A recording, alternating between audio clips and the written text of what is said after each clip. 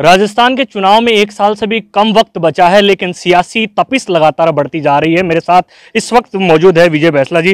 बैंसला साहब, हम मेवाड़ में हैं जी, और मेवाड़ का रास्ता जयपुर होते हुए निकलता है, सरकार बनाता है। किस तरह की आप सियासी उठापटक देख रहे हैं?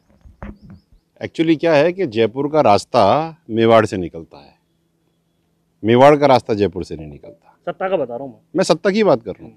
देखिए क्या है कि जयपुर तो सेंटर पॉइंट है, और अगर आप वहाँ से डायगनली टेंजेंट अगर आप सब खींचे तो हर जगह से जयपुर का रास्ता निकलता है। आप पूर्वी राजस्थान देख लो, मेवाड़ देख लो, आप नॉर्दर्न राजस्थान देख लो, सदर्न तो है ही है, कोटा वाला संभाग देख लो, हर जगह से। अब आपका प्रश्न ये है कि क्या दिखता है? मुझे तो इस बार बहुत सारी हलचल दिखती है। हलचल इस बात से क्योंकि मैं एक टेक्निकल पॉइंट बताता हूँ। हर इलेक्शन में 4.5% वो व्यक्ति आता है जो ज़िंदगी में पहली बार वोट दे रहा है, 18 से लेकर के 23 साल वाला।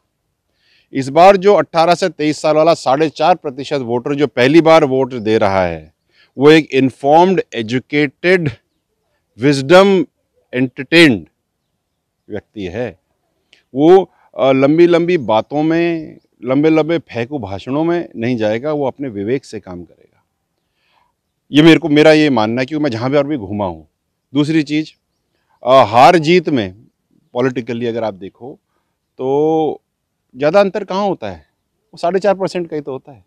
कुछ फैंस सिटर्स होते हैं, कोई लॉयलिस्ट होते हैं। जो लॉयलिस्ट है ज़िंदगी में अगर 40 साल से अगर एक ही पार्टी को वोट देता रहे तो वहीं देगा। जो फैंस सिटर हैं वो माहौल देख करके वोट देते हैं, वो अब अप्रॉक्सीमेटली 3 से 4% होते हैं, और 4.5% वो होता है जो पहली बार वोट दे रहा है। तो now the point is, where will these people vote? They will vote for progress, they will vote for prosperity, and they will vote for something which I always have been saying in my management life. What's in it for me? अगर मैं अमुक व्यक्ति को जिताता हूं तो क्या मेरे घर में, मेरे परिवार में क्या परिवर्तन होने वाला है, वो चीज को देख करके मैं वोट दूंगा। मैं इस बात पे वोट नहीं दूंगा कि आप कितने लच्छेदार भाषण देते हो। कल जाट महासभा हुई, जाटों का एक बड़ा सम्मेलन हुआ। क्या गुर्जरों का भी कोई बड़ा सम्मेलन इस तरह का होगा, देखने को मिलेगा? गुर्जर तो खुद ही सम्मेलन है, सम्मेलन करने की हमें जरूरत क्या है? हाँ, लेकिन अगर आप कह रहे हो विचार अच्छा है, कर डालेंगे। हम तो हर चीज समन्वय से समाज में बैठ करके सबको एक साथ लेकर के निर्णय लेते हैं। कमरों में बैठ के हमारे निर्णय नहीं होते साहब। तो आपका सुझाव अच्छा है, आपके सुझाव से हम सुझाव ले लेते हैं और हम कर डालेंगे। कल उस जाट महासभा में एक बड़ा विषय निकल कर आया कि इस बार जो मुख्यमंत्री हो जाट समुदाय से हो। क्या गुर्जर समुदाय भी कोई मांग करता है राजनीतिक तौर पे? हाँ, अब मैं आपको एक बात बताऊं भाई साहब, राजस्थान में पार्टियों की राजनीति तो होती है X%, लेकिन 90% तो जातों की राजनीति होती है। अगर जातों की राजनीति ना हो तो राजस्थान में राजनीति ही नहीं है। क्योंकि कभी कभी क्या, हर साल में आप देखते हो अखबार में आता है कि अमुक पार्टी ने अमुक जातियां साध ली। तो अगर जातियों की बात ही नहीं हो रही होती तो फिर साधने की ज़रूरत क्या होती? तो पहली बात ये। दूसरी बात, मुझे खुशी है इस बात की कि जाट समाज एकजुट हुआ, और उसके अंदर हर पॉलिटिकल पार्टी से, हर तबके से, हर रहन सहन से व्यक्ति पहुंचा। सब कुछ छोड़ करके अपने अस्तित्व को गांठने के लिए, गठाने के लिए अगर जब एकत्रित होता है राजस्थान में, तो काबिल तारीफ है। इससे पहले राजपूत हुए थे, जाट हुए हैं, गुर्जरों तो बहुत सालों से कर्नल साहब करके जा चुके हैं, ब्राह्मण भी होंगे, सब होंगे। क्योंकि जैसे मैं इतने सालों से कहता आ रहा हूँ, राजस्थान में राजनीति जातियों की है और कुछ नहीं। एक सवाल मेरा ये, जो अब लास्ट साल है, जो आपने मुद्दे उठाए थे, जो कर्नल साहब ने मुद्दे उठाए थे, वो कितने पूरे हुए, कितने धरातल पे पहुंचे?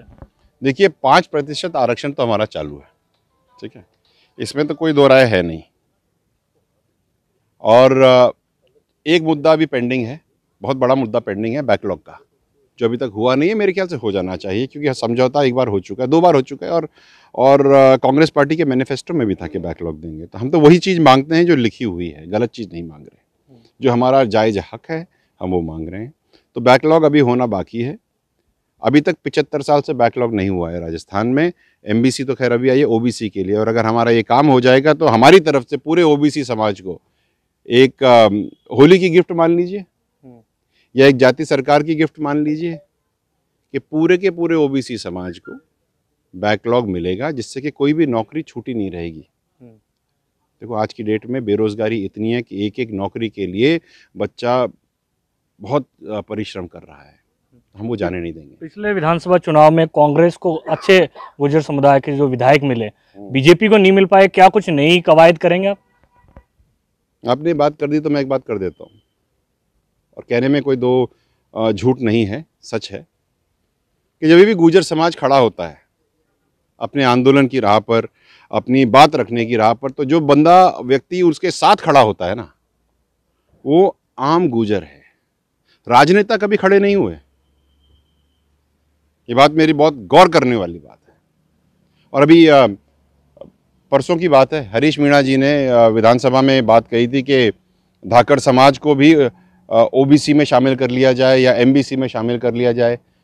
केवल उनके अगेंस्ट में आवाज़ उठाने वाला मैं था, मेरे सारे समाज के जितने भी नेतागण सब चुप सुट करके बैठे हुए। अब आप अगर चुप करके बैठोगे तो भाई लोग आपको क्यों देंगे? आप समाज के लिए खड़े ही नहीं हो रहे हो। और वो देखो जाट समाज को कैसे खड़े हो रहे हैं, राजपूत समाज को देखो कैसे खड़े। 36 कौम की नेतागिरी भाई साहब नहीं चल पाती है। पहले तो आप अपने समाज को साधो। और मैं जितना भी घूमा हूँ, जितना जहाँ पर भी मैं गया हूँ, उसमें मैंने ग्राउंड में, चाहे टोंक हो, चाहे देवली उनियारा हो, चाहे बाड़ी हो, बसेड़ी हो, चाहे यहाँ हो, सब जगह एक ही चीज़ निकल के आई है कि साहब अगर आप किसी गुर्जर को टिकट भी दे दोगे, कोई भी पार्टी, और वो गुर्जर अगर हमारे लिए अब तक खड़ा नहीं हुआ तो हम उसे वोट क्यों दें? Please understand. सामाजिक मापदंड अपनी जगह हैं, लेकिन मैंने शुरू में एक बात कही थी, what's in it for me and how does it affect my family. मेरे को आपको जिताने से मेरे परिवार को क्या बेनिफिट होगा, ये तो मुझे पता चले।